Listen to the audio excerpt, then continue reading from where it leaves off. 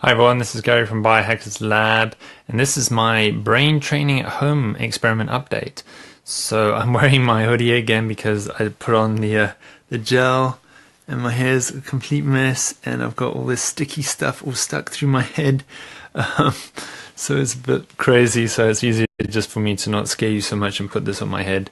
But yeah, I had my training session on Friday last week. Today is Monday, the 5th of March. And I was tired over the weekend. I shared that with on the Instagram channel and also here on Facebook how I my Oura ring data, so that the sleep data I get from wearing this ring here, this wearable, how it showed I was tired, and I felt it. The first day after I had that brain training session, I actually had a bit of like a frontal headache here over the front of my head, and yeah, I was a little bit more irritable and less tolerant this weekend. I could feel too. But then Saturday and Sunday, I spent more time meditating. So that was the one thing. Sean, my brain tuner, the guy who goes through all the training sessions with me online, he was telling me, practice meditating, because that's what I have to do as the second part of my brain test anyway, where I do it for half an hour there.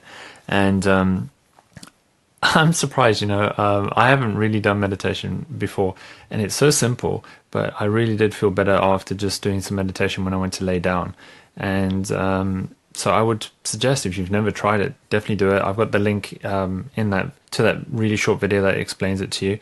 And I think it's a good sustainable practice to do if you want long term at any age for brain health.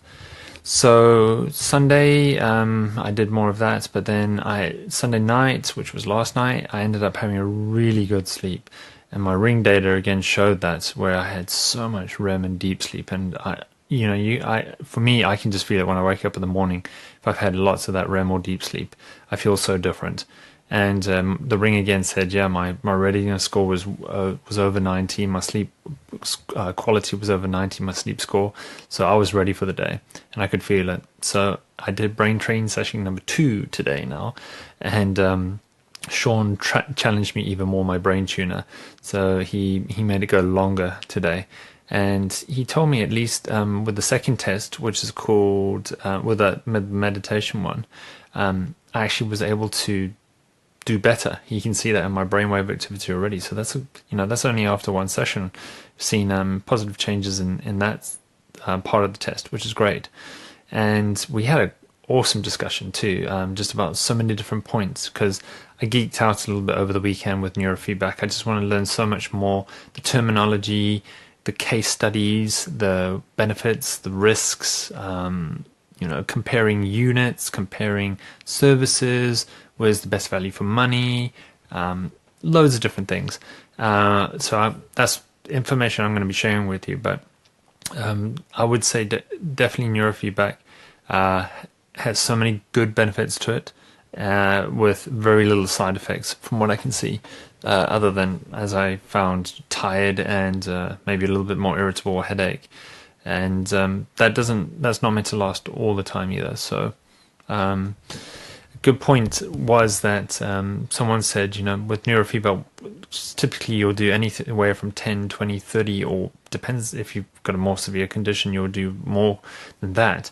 But a good point was said, where when someone finishes all their training and they look back on it, and the psychiatrist or the doctor or whoever issued the neurofeedback training goes to them and says, look, I can pay you all your money back that you paid for this neurofeedback training, but then you have to give me all the results that you achieved from this back. So all that change in behavior or sleep quality, how you speak, all the other things that come with the benefits of neurofeedback. And just that thought, thinking, yeah, when you've improved so much potentially, would you want to give that back and get your money back just because? It got me thinking. But I'm already feeling a change with it, and I'm really, really looking forward to seeing what happens at the end of this. I mean, I know I've done NeuroOptimal in the past, which is another neurofeedback machine, and I did feel some changes with that. But what I learned today, again with Sean, and what I was learning over the weekend, You know, this brain box from Dr. Freddie Starr, his service is just like another level, because I've got 19 channels. I've got that big cap on my head, you know, this thing, which you've seen me put on my head, and I'm learning so much about all the different parts to it. So that's what a 19 channel looks like, and there's all these unique names and points to it. So I'm learning about some of these points, and then when you're able to get more information across your brain like that using a 19 channel, that's way better than a 2 channel unit or a 5 channel unit. And then I was learning today even how there's a difference between wet and dry. Like, I didn't quite realize. So I'm using wet, so I have to inject this electrogel. Let me get this stuff to show you. So I have to put this gel with this needle, or there's other needles, and I have to inject it into the holes of the cap over there, over all these different points, so that I get the electricity that's able to pick up from my brain. So that is way better than a dry cap, is what I've learned, and you'll get faster results. So yeah, that's probably why too I felt such a strong reaction of that first session, and I'm just super stoked and excited to see what happens from this. So if you have any more questions about neurofeedback, if you want to ask me anything, please let me know. If you've ever done neurofeedback yourself, I'd love to find out about if you've done brain training, or if you do any other forms of brain training. As I said, meditation, if you do brain training apps, Sudoku, whatever, just let me know, because I think brain health is not talked about enough. We focus too much all the time. I mean, I do a lot with diet, and then I haven't really gone much into the physique and movement stuff yet. But you know, we're diet, we're how we move, we're how we sit, the brain, the social. There's so many pieces to this puzzle, but the brain's a big one, and I love this as a big biohack to see what we can do. So I've rambled on a little bit, but this is Gary from Biohackers Lab, and please, follow me on all the social channels to keep up to date with this experiment.